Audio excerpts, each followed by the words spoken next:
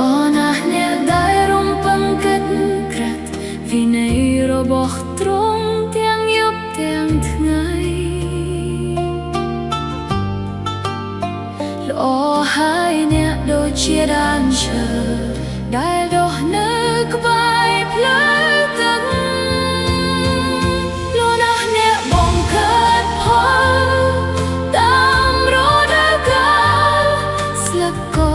មិនចេះស្រពោនឡើយកាវអ្វីដែលអ្នកធ្វើនឹងចម្រើនឡើងទាំងអស់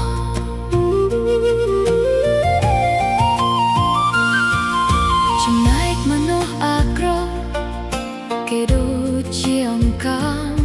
ដែលខ្យល់ផាត់ខ្ចាក់ខ្ចាយទៅគេមិនធន់នៅក្នុងគ្រាជំនុំជម្រះទេ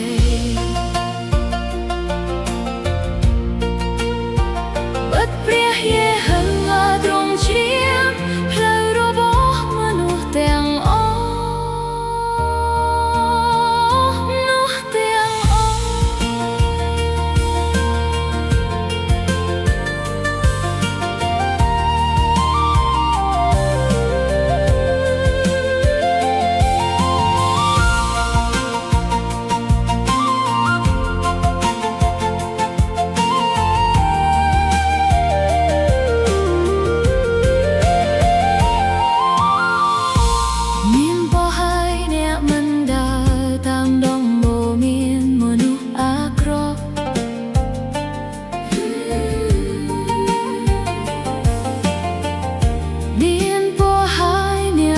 ចូលនៅក្នុងផ្លូវមក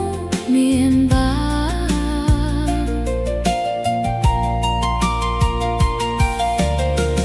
មានពរហើយអ្នកមិនអង្គុយជាមួយពួកនោះមើងងាយបិទព្រះយេហូវ៉ាទ្រង់ជាផ្លូវរបស់មនុស្សទាំងអស់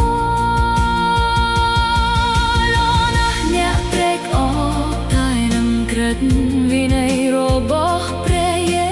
ហូវ៉ាល្អណាស់អ្នកដែលរំពឹងគិតក្រិតវិន័យរបស់ទ្រង់ទាំងយប់ទាំងថ្ងៃល្អហើយអ្នកដូចជាដើមឈើដែលដុះនៅ